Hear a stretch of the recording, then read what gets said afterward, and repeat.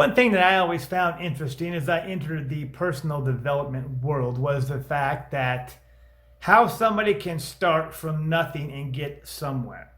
So my main mentor is Bob Proctor. Now I have followed and I watch a lot of people besides Bob Proctor, but he was my main staple because of his information that he shared with me. It kind of gave me a lot of clarity on personal development, and I was able to understand others better.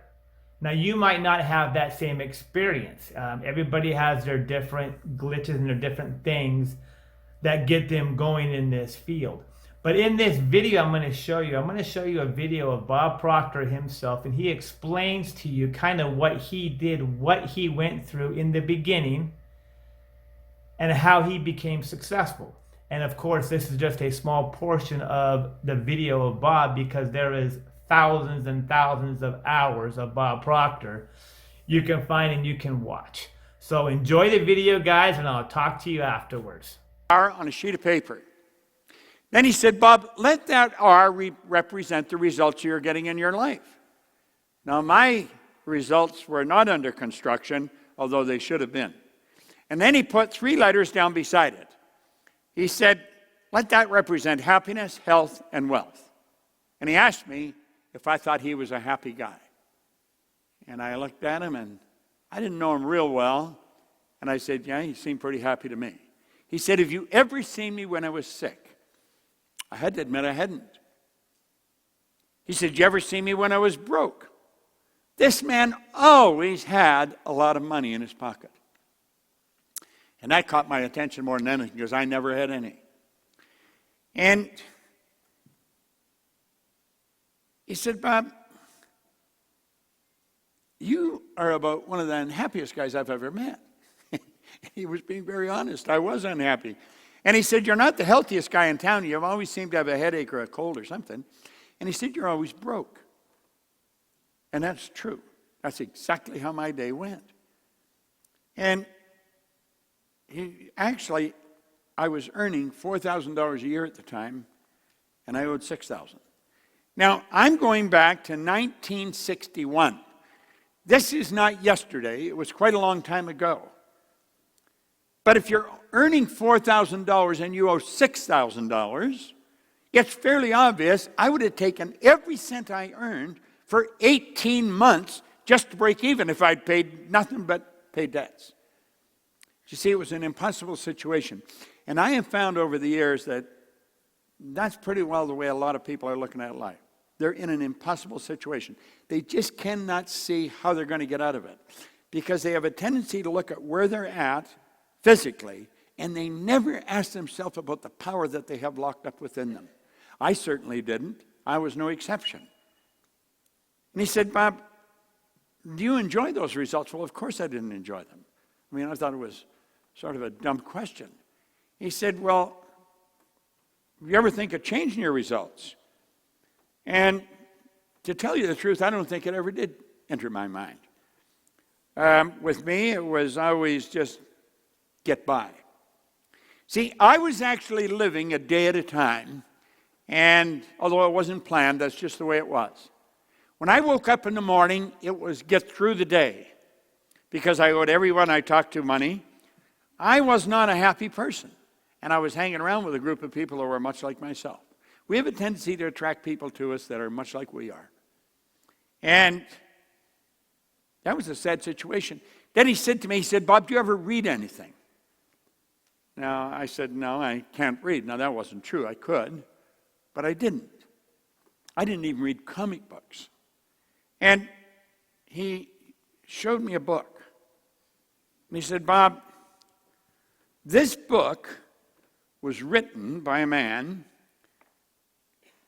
that was mentored by the wealthiest man in the world at that time. The book is Think and Grow Rich. It's by Napoleon Hill. Now, this book is falling apart. He gave me this book. That was in 1961. That was a long time ago. He said, if you will read this every day, he said, the man spent his whole life writing it. He said, I think it would be a prudent move on your part if you spent the rest of your life reading it. It's called Think and Grow Rich. Now, I thought the title was sort of comical. Think and Grow Rich. You see, I didn't know anybody that was rich, in my opinion. I've since wrote a book called You Were Born Rich, and we're all born rich. Most people are just a little short of money. But he said, if you read this every day. Now, I'm going to tell you the truth. I had never read a book in my life. I could read, but not well. I since found out that most people don't read very well. Most people read at about a grade 7 level, and that's because we learn to read by the time we're in grade 6, and we never improve upon the skill from that point on. And he said, do exactly what I tell you. Now, you know, he didn't tell me what to eat or what time to go to bed, but I had never done what I was told. I spent a number of years in the Canadian Navy, and I was punished many times because I wouldn't do what I was told. I don't know. I seemed to resent authority. I was going in the wrong direction, and I just rejected any kind of advice I got. For some strange reason, I started to listen to this man. His name was Raymond Douglas Stanford. In fact, I have a son, Raymond Douglas Proctor. I named him after this man. And I don't know why, but I decided I would read the book, and I would do what he told me. Now, I had many doubts in my mind as to whether I would stick with it, but that was the thought at the time. Now, my life started to change like night and day. Within a year, my income had gone from $4,000 and in debt $6,000. It went to a point where I was earning $175,000 a year. Now, I hadn't earned $175,000 in the year, but my income went to $14,000 and change a month. If you annualize that, that's $175 a year. So it went from $4,000 to $175,000. If somebody had told me I could do that, I would have never believed him. In less than 5 years, my income went over $1 million. And I'm going to be honest, I had no idea what I was doing. Now, somebody say, well, what were you doing? I was actually cleaning offices. You see, when I first set the goal, it was to straighten out my finances. It was to earn some money. I set a goal of earning $25,000. Now, I really didn't believe, I didn't even know anyone with $25,000. But he said, the book told me, and he told me, he said, write what you want on a card and carry it with you. And so I started to think of earning money. And I have since explained to many people, if your goal is to get out of debt, you'll probably stay in debt forever. That is not a good goal. You're going to track whatever you think about all the time. You got to get rid of the debt, set up an automatic debt repayment program, then focus on prosperity. At any rate, someone said there's good money cleaning floors. I said, I'm not proud I'll clean floors. So I started to clean one office. I got $15 a time to wash the floor, and I washed it twice a month. Pretty soon I got another office at $65 a month. Now I'm up to $95. Now keep in mind, I was only earning $4,000 a year. That's $100 a week. And I'm up to $100 a month extra money. It was quite a bit. And then it went up and up and up. Now, I was living in England. I was cleaning offices. I had offices in Toronto, Montreal, Boston, Cleveland, Atlanta, and London, England. The business grew very, very fast. I was doing exactly what this book told me and doing exactly what this man suggested. And one day I sat down and I thought, how did this happen? You see, I had no formal education. I had 2 months high school. I had no business experience. I had a horrendous work record. And all of a sudden, bang, like this, all this success. And I was living in England. I went over and opened a company there. And I didn't really know why I was winning. Now, the thought came to my mind that I was lucky, but I knew that wasn't the truth because I really don't believe in luck. Voltaire said we invented that word to express the known effects of unknown causes. So I knew I wasn't lucky. I was raised with the idea, if you're going to earn a lot of money, you've got to be really smart. Well, $1 million to me at that time was a lot of money. And I knew I wasn't that smart. So I couldn't figure out why I was so successful. To me, I didn't seem to be doing anything that was extraordinary. But if somebody asked me, I would say, well, I'm cleaning offices. But I found out that cleaning offices was almost incidental to what I was doing. I had been working on me solidly for 5 years, and I had been helping the people that I was working with to work on themselves. I was very involved in a program of personal growth, and everything started to change. Now, there's something in this book that really made a difference. You see, I made up my mind I was going to find out why I changed. I wasn't satisfied with the idea that I did change. I was going to find out. So what I'm going to explain from this point on is what I learned over the next 10 years. I studied this like an absolute scientist for 10 years. I spent a lot of money and I did a lot of work. So if you really want to change your life, I've done the work and I've spent the money. You don't have to do all that. I'm going to lay out what I learned over that period of time. And when I figured out exactly why I changed, all I wanted to do was teach it. And that's all I've done for a long, long time. This company has been going since 1961. That's 58 years. I have a phenomenal business partner, a lady who was an attorney, who was a securities attorney, something almost a polar opposite to where I come from. She had turned companies public. She would buy banks, sell banks, turn them public. Very, very brilliant woman. And when she joined us a little over 10 years ago, our company took a big jump because she brought an expertise in that I certainly didn't have. I know how to earn it. I didn't know how to work with it.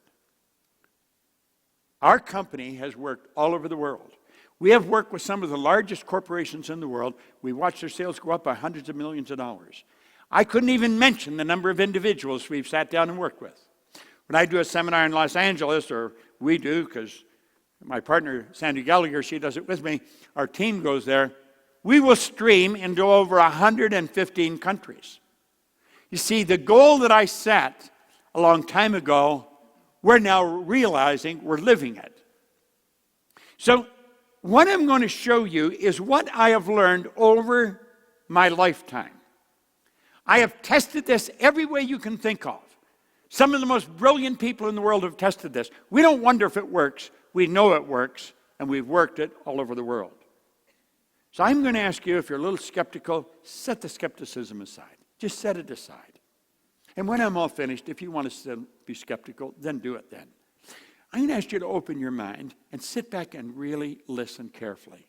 And don't listen just to hear. One of the most wonderful things I learned a year ago, or learned last year, I learned a lot of things last year, but this one thing stands out in my mind over everything else. It was a quote by Steve Covey, who's gone now, God bless him, but he was a wonderful teacher. He said, don't listen to hear, listen to understand. And that's what I want to recommend you do. Listen to understand what it is I'm going to explain. Because what I'm going to explain can change your life like night and day. And I don't even care where you're at now. I've gone into prisons with this. I've gone into schools. I've gone into some of the largest companies. We've shared this with millions of people all over the world. All over the world. Last time we went into a place, we went into Kosovo, we had 7 different languages that were being translated simultaneous as we were teaching this. So we've been all over the place. I don't care where you're from, and I don't care what your background is. It's where you're at right now. If you want to improve where you're at right now, what I'm going to share with you is the answer. Now, here's one of the first things I learned as we opened this book. The author points out something very interesting. He said there's a difference between wishing for a thing and being ready to receive it. No one's ready for a thing until they believe that they can acquire it. Their state of mind must be belief and not mere hope or wish. Now, he said open-mindedness is essential to belief. Closed minds will not inspire faith, courage, or belief. So I'm going to ask you to open your mind and really think. If you're wishing you could get that car, or if you're wishing this could happen to your company, or you're wishing you could do this, forget it. It ain't going to happen. You see, if you want to be ready for the good that you desire, you've got to believe that you can do it. Now, I have found there's only 2 sources of reference we can go to find out anything about ourselves. One science and the other is theology. There's only a half a dozen religions, so if you want to do the research, it's not too exhausting. And I've studied both sides now for my entire adult life, and I have found that regardless of the religion, or regardless of the psychology that you're involved in, they will all teach you one thing: you got to believe. You got to believe. That played in my mind for a long, long time. How do you believe? That's probably a question you're asking yourself. How do you believe? Well, you know, I had a wonderful mentor. I've had 7 phenomenal mentors. Leland Valvanderwall, he was a great big man. He and I became very good friends. All my mentors became good friends with me and I with them. We were sitting in a restaurant one day, and just in idle conversation, he said, our belief system is based upon our evaluation of something. And frequently, if we reevaluate a situation, our belief about it will change. Now, this idea of belief had been plaguing my mind. So I said, what did you just say? I said, I'm not sure. It's about belief. Yeah. He said, our belief system is based upon our evaluation of something. And frequently, if we reevaluate a situation, our belief about it will change. I thought, that is really interesting. Now look, hope and wish doesn't cut it, but belief will. Belief will. If you listen real carefully to what I'm going to explain, and this is a very short presentation, and I got to keep my eye on the time, odds are pretty good you can start believing that you can do what you want to do. Now here's something beautiful. Remember, no more effort is required in order to aim high in life, to demand abundance and prosperity, than is required to accept misery and poverty. I have found out it's much easier to win in a big way than it is to lose. Now think of this. There's 2 things that you must know if you're going to create time and money freedom, and I think that's something everybody wants. You've got to know where you are, you've got to know exactly where you're going, and you've got to get moving in that direction. Now that's so simple and so obvious, you have to ask yourself, why are so many people stuck? Now I've been in this business a long time, and I can tell you, without doing any research, most people are stuck. There's only 3 or 4 or 5% of the people that are really making it happen. The rest are struggling trying to make it happen. And some of them are absolutely brilliant people. You know brilliant people. They've got degrees coming out the end of their business card, and they're stuck. You see, most of us have been taught that you've got to have goals. Well, I think everybody has goals. Some of them maybe are a little more articulate than others. They may not have their goal in writing or something, but you know, there's something they want. That would fall in the category of a goal. I don't think that's where the problem is. I think the problem's over here. It's where we are. That is really the problem. You see, we're being controlled by something called a paradigm. Now you may be wondering, well, what the heck is a paradigm? Paradigm is a large problem for almost everyone. Companies have paradigms. It's called culture. Countries have paradigms. It's called culture. Every individual has a paradigm. It's an idea in our subconscious mind. We didn't even build it. Somebody else built it. Here's the best definition of paradigm you may ever find. Paradigm is a mental program that has almost exclusive control over our habitual behavior, and almost all of our behavior is habitual. Now think about that. We wake up in the morning and we just motor into action. And somebody else wrote the program that's controlling our behavior. Now, that's rather sad, but it's the way it is. I want you to look at the areas of your life paradigms have control over. This is very important. Paradigms control our perception, and our perception is our reality. It's how we see things. It controls our perception. Paradigms control our use of time. A lot of people buy time management programs, and they're trying to manage time. Time can't be managed. Nobody manages time, and yet everybody gets exactly the same amount of time. We get all there is. There's no one gets any more time than another. We get all there is. So it's what we do with our time. We merely manage activities. Our paradigm manages our creativity. You'll hear people say, well, I'm really not creative. Writers are creative, musicians. Everybody's creative. You're God's highest form of creation. There is nothing on the planet that'll even equal you. Our paradigms control our effectiveness, and our effectiveness controls our productivity. So do you see, this program that's inside us is controlling us. Our paradigms control our logic. There are certain things we say, well, you've got to be realistic. Is that right? Can you imagine the neighbors over in Dayton, Ohio, back around 1903? There's 2 young bicycle mechanics, and they said, we're going to fly. Nobody had ever flown. People had died trying. They're they weren't aeronautical engineers, and they introduced us to a new kingdom. Now, when they got us off the ground, somebody said, well, they were only up there for 14 seconds. Their attitude, their perception was different. They said, we not only got it up there, we kept it up for 14 seconds. Think. And our paradigm controls our ability to earn money. Okay, welcome back, everybody. So I hope that video explained to you a little bit better about what Bob Proctor did. One of the staple things that I know that he did, that I myself personally did, was really start reading the book Think and Grow Rich by Napoleon Hill. That helped him get off in that repetition of what this meaning of personal development was. Now, Bob has been doing this for well over 60 years. And he still reads Think and Grow Rich daily. Matter of fact, he has that book with the rubber band around it that he carries around wherever he goes. So the information is really important, and it really does work. If you enjoyed that video or this video, please click like, share it with your friends and family, and subscribe to my channel. And if there's any video that you want to see or any topic you want me to discuss, please put down in the comments. And I do have the book that Bob had written called You Were Born Rich, and I'll put that down in the comments. It's a free download for you, so you can go ahead and download that book and read it. That will really get you going. That will really get you excited and get you to know this material more. So other than that, you guys have a great one, and I'll talk to you next time.